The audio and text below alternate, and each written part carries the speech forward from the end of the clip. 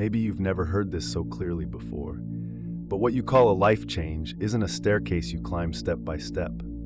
It's a vibrational crossing. It's the moment when you disappear from one frequency and reappear in another. Like an invisible leap that doesn't follow the linear logic of time, but responds to the truth of the heart. Bruce Lipton teaches us that our beliefs shape our biology, that the body listens to everything you believe, even the things you don't say out loud. And when you shift your internal environment, your physiology reorganizes. Your cells respond. Your reality obeys. Joe Dispenza expands on this. When the mind and heart enter coherence, the quantum field doesn't resist, it responds. But that response isn't slow or predictable. It's discontinuous. Just like an electron jumps from one orbit to another without crossing the space in between, you too can disappear from the frequency of fear, lack, survival, and emerge in the frequency of abundance, truth, and peace. Most people think they'll change when life allows it. But the quantum leap doesn't happen when everything is in order. It happens when you stop trying to fix what no longer belongs to who you're becoming. The leap doesn't require effort, it requires precision. But there's a subtle and deep obstacle. You can't leap while holding on to the version of yourself that still wants to control, to prove, or to please. The field doesn't respond to your desire, it responds to the coherence with which you live what you've already chosen to be. And this, right here, is where that process begins. It's common for the expression quantum leap to be used poetically, as if it were a beautiful metaphor for transformation. But it's not a metaphor, it's physics. In quantum mechanics, an electron doesn't move gradually between two energy levels. It doesn't travel the path. It simply disappears from one orbit and reappears in another, without crossing the space between the two states.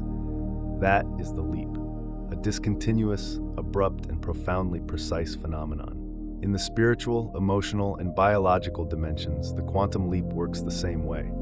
It is not slow progress. It's the moment when you absorb enough energy, in the form of clear decision, true emotion, and coherent intention, and then disappear from the frequency of the old self. Suddenly, your thoughts no longer fit in the same places. Your choices no longer align with your former versions. You are no longer the person who waited for permission to change. The leap doesn't require you to be enlightened. It only requires you to stop identifying with the emotional narrative that keeps you tethered to the old cycle. The question isn't, how do I change?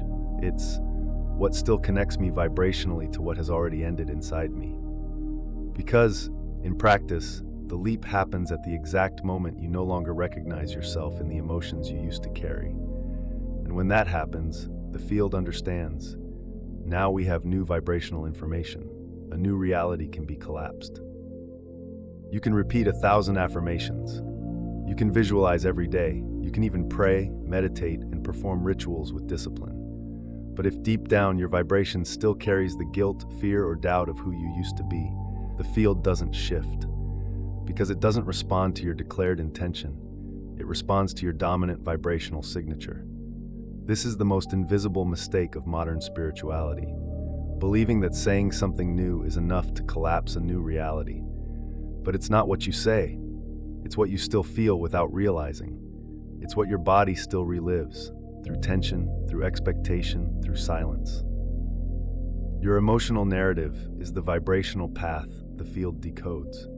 If you ask for abundance but still live by the script of lack, if you want new love but still vibrate with neediness and distrust, then it doesn't matter how many techniques you apply. The field doesn't read desire, it reads embodied frequency.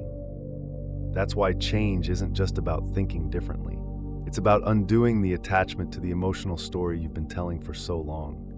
The one that says you're not enough, that you don't deserve, that you have to fight hard to earn very little. As long as that story still echoes within you, it's the one programming your reality.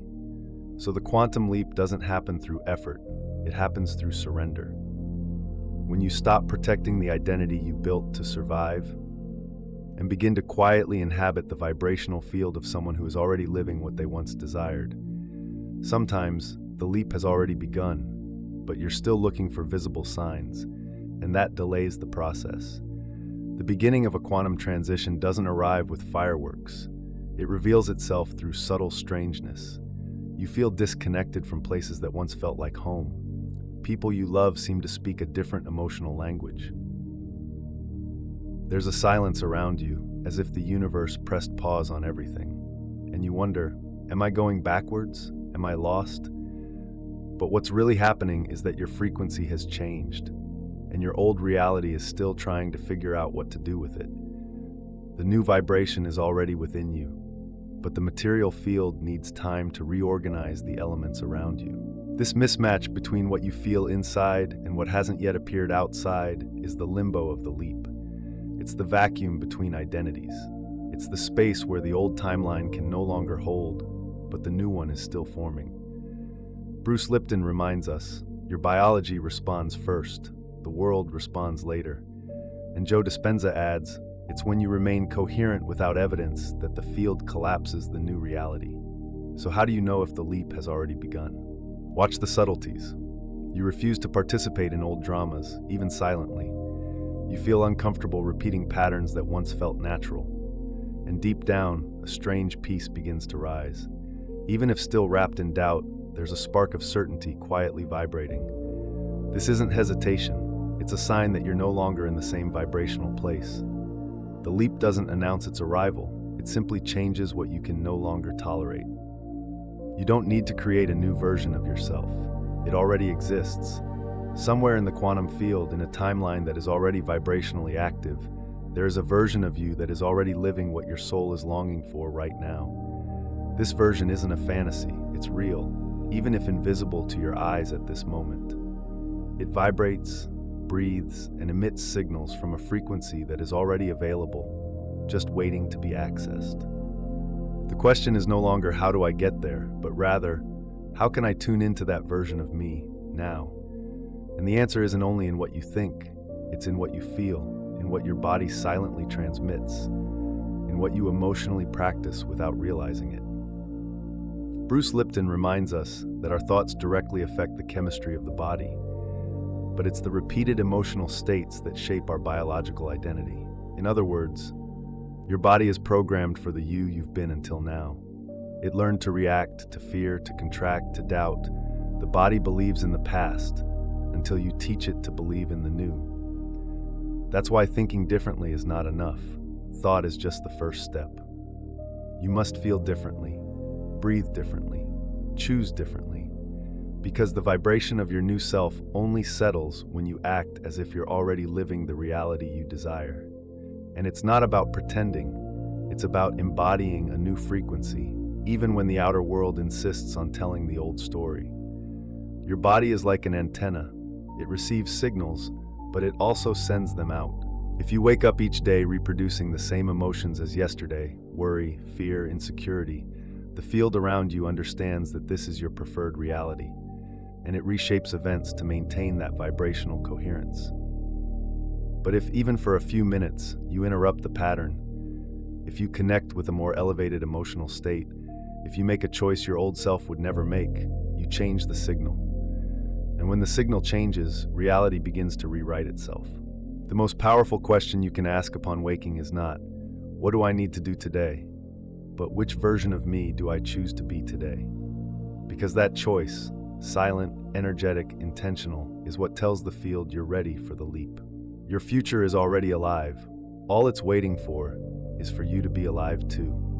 The quantum field responds to vibrational coherence, not to the urgency for confirmation. This is one of the most challenging points for anyone going through internal change, because deep down, the awakening mind still carries the fear of being alone in this transition. It still wants guarantees, visible signs that it's heading in the right direction. But the quantum leap doesn't happen through external validation. It requires a rare kind of vibrational maturity, silent trust. Maybe you've felt it. You started a new cycle, planted new intentions, practiced your breath, affirmed your choices with courage, and still, by the end of the day, you found yourself looking for proof, a message, a sign, a change in someone else, a small event whispering, yes, it's working. And when nothing shows up, doubt creeps in. Anxiety slips through the cracks of your faith, and without realizing it, you interrupt the signal. This search for proof is understandable. It comes from the old self, trained to measure worth by return, love by response, spirituality by result. But in the quantum field, it doesn't work that way. Because the universe doesn't operate on linear logic. It responds to your dominant vibrational information, to what you are transmitting as a state of being. The greatest saboteur of manifestation isn't failure, it's constant doubt, that vibration that begins elevated but crumbles when there's no immediate echo. And what once was faith becomes frustration. The leap requires stability, not euphoria, not control, but presence. Joe Dispenza reminds us, when you enter coherence between heart and mind, the field responds with precision. But that response doesn't always come with fireworks. Sometimes it comes in the form of silence, and it's in that silence that you prove to yourself that you're ready. The question isn't, has the universe answered? The question is my vibration still aligned even when it doesn't answer the way I wanted? Because it is in that interval, between intention and manifestation, that the truth of a leap is revealed. As long as you keep scanning reality through the eyes of the past, expecting the new to appear according to old parameters, you'll be disappointed. Because the new cannot be explained, it must be lived. And when you sustain the new frequency long enough, even without guarantees, reality will inevitably begin to shift. The quantum leap doesn't happen when you get something. It happens when you stop trying to be someone you no longer are. True transformation doesn't come from the effort to achieve, but from the courage to let go. And this is one of the most uncomfortable truths on the spiritual path. Change requires releasing what was once useful, but now feels heavy. You might still be trying to hold on to emotions that belong to old versions of yourself. Fear, control, the need for validation. Not because you want to suffer, but because your system still feels safer with what's familiar. But the leap demands an inner rupture. It asks you to stop rehearsing worry, stop negotiating with insecurity, stop asking the world for permission to exist as who you are now. To let go is not to lose. It's to choose not to repeat. It's to decide to vibrate differently, even when no one is watching, even when there's no applause, no guarantees. The leap happens when you refuse to keep being who the past projected. When you vibrate something new, silently, consistently, and deeply, the field has no choice, it responds. And that's the moment when the leap stops being a metaphor and becomes reality. The quantum leap isn't what happens when you achieve something, it's what happens when you let go. Not of life, but of the old version of yourself that still tries to control, predict, please, survive. Many believe the big shift will come when they finally reach something out there. A new relationship, a new income, a long-awaited answer. But in the quantum field, reality doesn't reorganize when you achieve something. It changes when you stop broadcasting the frequency of what you no longer want to live. And letting go is not some grand, visible, immediate act. It's almost always an intimate, silent, internal decision. It's saying no to the fear that once ruled your choices. It's breaking the habit of justifying your old wounds. It's stopping the rehearsal of emotional scarcity, spiritual anxiety, and self-sabotage disguised as humility. You don't leap when you defeat the ego. You leap when you stop feeding the story it told you for so long. The leap isn't a scream, it's silence. It isn't achievement, it's surrender. It isn't an explosion, it's realignment. You simply stop carrying the vibrational baggage that held up your old timeline, and something in you changes, invisibly, yet powerfully. In that moment, you might not see the transformation in the mirror or feel it reflected in external results, but you feel it in the body. Your breath softens, your mind clears, your heart, though still marked by scars, beats with a new rhythm. And that alone is enough for the field to begin shifting. The universe doesn't respond to effort, it responds to truth. And when you release the frequency of survival, emotional manipulation, and the constant wait for validation, something sacred begins to reorganize, within and without. You begin to vibrate the new, even if no one sees it yet, even if there's no applause, even if the world hasn't recognized you, the field already has. And that is the beginning of the leap. It's curious how so often the beginning of change doesn't look like light, but like confusion. When we start vibrating differently, the field around us needs to reorganize. But the old is still nearby, people, patterns, and situations that once felt normal start to feel uncomfortable. Connections loosen, paths lose their shine. What once supported you no longer fits, and what will sustain you hasn't arrived yet. This interval between what no longer is and what has yet to manifest is what many call chaos. But from an energetic perspective, it's simply the landing of a new timeline. Imagine your previous vibration was a magnet for certain scenarios: repetitive conversations, unbalanced relationships, fear-based decisions. When you shift your frequency, even subtly, even unconsciously, those elements begin to fall away. But they don't always leave quietly. Sometimes they make noise on the way out, and you might feel confused. If I'm vibrating higher, why does everything feel like it's falling apart? The answer is simple but profound. The field must clear the old space before it can manifest the new. It's not punishment, it's purification. Temporary disorder is the echo of a new order being rebuilt. Relationships drifting away, opportunities slipping through, habits becoming unbearable. All of it may simply be your old reality falling apart because your current vibration can no longer sustain it. And here lies a subtle challenge. Don't cling to what is crumbling. Don't try to patch together pieces of a version that no longer represents you. The discomfort at this stage is a sign of progress. It's the field saying, the old version of you isn't here anymore, and the new one needs space. You must trust the invisible, breathe deeply, remain whole, even when everything around you seems to be falling apart. The deepest changes don't arrive with celebration. They arrive with silence. They arrive as losses that are actually liberations. They arrive with the discomfort of someone being expanded to finally fit inside themselves. So if there's chaos around you right now, don't panic. Recognize it. The new timeline is landing, and like all things rooted in truth, it doesn't knock gently at the door. It enters, reorganizing everything. There's a time of day when the field around you is more sensitive. It's when you haven't yet been invaded by notifications, obligations, and the demands of the world. It's when your vibration is still malleable, like clay before it hardens. That moment, right after waking, is a quantum window. Most people wake up and, without realizing it, immediately return to the same timeline as yesterday. The same thoughts, the same worries, the same emotional autopilot. And in doing so, they recreate more of the same. They reenact the past. But there is a choice. Before the phone, before the rush, before the world begins to tell you who you are. That choice is a small ritual. It's not long, it's not complicated. It's simply a silent decision. Today, which version of me do I choose to broadcast? That question, asked with presence, already shifts the direction of your frequency. It reorganizes your inner field before the world has a chance to pull you back into old patterns. And the most powerful part comes right after. For 2 minutes, just 2, sustain that choice in your body, in your posture, your breathing, the energy with which you move. It doesn't matter if there's no external evidence yet. The field doesn't wait for confirmation to respond. It responds to coherent vibrational emission.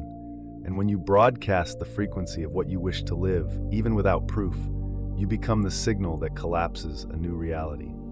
That's why the masters speak of acting as if it already were. It's not pretending. It's early alignment. This small gesture, done early in the day, is like planting a vibrational seed in the fertile soil of your morning. A seed that throughout the hours begins to inform the universe what is meant to grow around you.